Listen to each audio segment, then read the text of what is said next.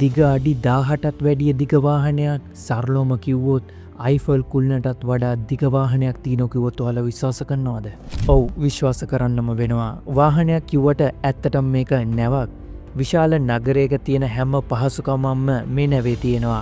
තවත් සමහරු මේ නැව හඳුන්වන්නේ මුහුදේ පාවෙන ඇමරිකාවේ ප්‍රබලතම යුද බලකොටුව විදිහටයි.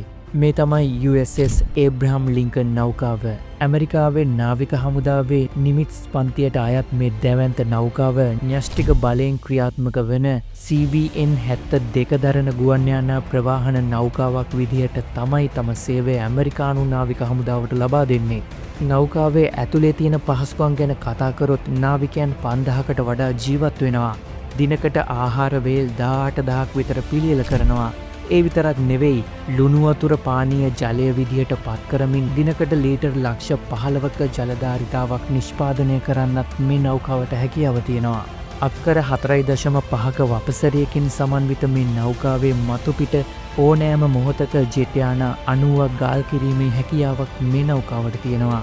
සරලවම කිව්වොත් මුහුදේ මැද්දේ තියෙන ගුවන් තොටුපළක් වගේ. මේ නෞකාවේ තියෙන තවත් සුවිශේෂීම දෙයක් තමයි වසර 20ක් යන තුරුම කිසිම ඉන්ධනයක් නැතුව මේ නෞකාවට ගමන් කරන්න පුළුවන්. ඒ කියන්නේ න්‍යෂ්ටික බලය නිසා මේ නෞකාවට පුළුවන් ඕනෑම ඉලක්කයකට අධික වේගයකින් ගමන් කරන්න වගේම මාස ගණනාවක් සාගරය මැද රැඳී සිටින්නත් මේ නෞකාවට පුළුවන්.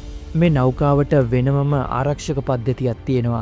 මිසයිල විනාශ කරන්න පුළුවන් ඩිස්ට්‍රොයිඩර් නැව් සම්මැරීම් සහ රේඩාර් පද්ධතියකින් සමන්විත වෙනවා. මේ ආරක්ෂක වලල්ල කඩනවා කියන එකත් සිහිනයක් විතරයි.